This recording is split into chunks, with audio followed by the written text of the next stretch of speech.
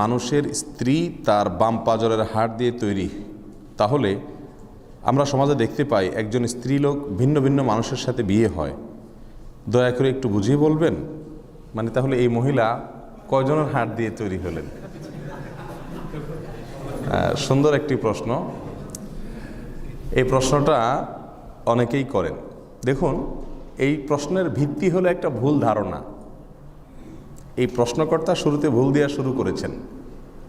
তিনি মনে করেছেন এবং অনেকেই মনে করেন যে যত স্ত্রী আছে পৃথিবীতে সব স্ত্রীরা সৃষ্টি হয়েছেন কোত্থেকে? তার স্বামীর হাড় থেকে, বাম পাজরের হাড় থেকে। স্বামীর বাম পাজরের হাড় থেকে স্ত্রী তৈরি হয়েছেন, সব স্ত্রীরা এরকম। এই না আমাদের সমাজের ধারণা? এটা একটা ভুল ভিত্তিহীন একটা ধারণা।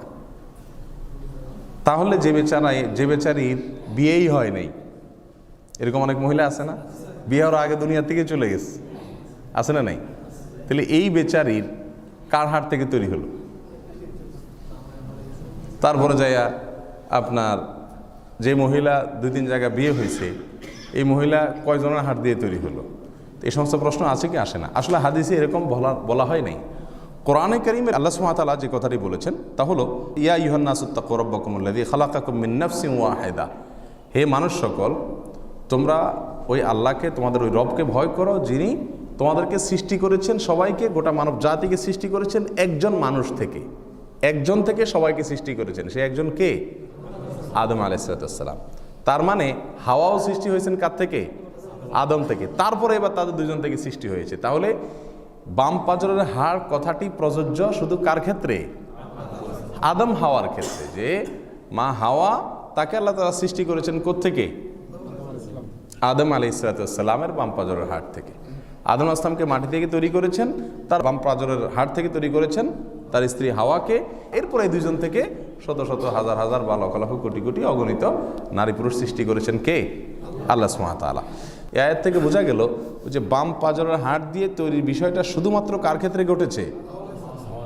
হাওয়ার ক্ষেত্রে ঘটেছে। এখন আপনার স্ত্রীও আপনার বাম পাজরের হাড় থেকে সৃষ্টি হয়েছে এরকম না। আপনি বাম পাজরের হাতায় লাভ না যে হাড় গেল কই। হাড় আছে জায়গা মতো, দেখেন, কোনো অসুবিধা নেই।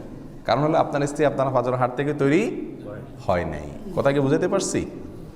এছাড়া রাসূল করিম সাল্লাল্লাহু আলাইহি সাল্লামের যে হাদিস আছে, সেই হাদিসের ভেতরে যে ভাষ্য রয়েছে, সে ভাষ্যটা হলো যে মহিলাদেরকে সৃষ্টি করা হয়েছে বাম পাজরের হাড় থেকে। এর মানে এই না যে প্রত্যেক মহিলাকে একজন একজনকে যার যার বাম পাজরের হাড়, তার মানে তাদের গোড়া উৎপত্তি হলো বাম পাজরের হাড় থেকে। যার কারণে সমস্ত মহিলাদের ভেতরে ওই যে একটা বৈশিষ্ট্য সেটা থেকে যায়, যে বেশি সোজা করতে গেলে কি হয়ে যাবে? ভেঙে যাবে। হাদিসে আসছে, নবী সাল্লাল্লাহু আলাইহি সাল্লাম বলেছেন, যদি বেশি সোজা করতে চাও তাহলে কিন্তু ভেঙে যাবে। মহিলা মানুষ নিয়ে খুব বেশি টানাটানি করতে যাইও না, খুব কৌশলে সোজা করার চেষ্টা করিও। কোনো সন্দেহ আছে? আমরা বাস্তবতা দ্বারা সেটা প্রমাণিত না আমাদের কাছে। এই জন্য প্রশ্নর উত্তর হলো যে সব মহিলারা সব স্বামীদের কাছ থেকে তাদের বাম পাজরের হাড় থেকে সৃষ্টি হন নাই। এ ধারণাটা ভুল।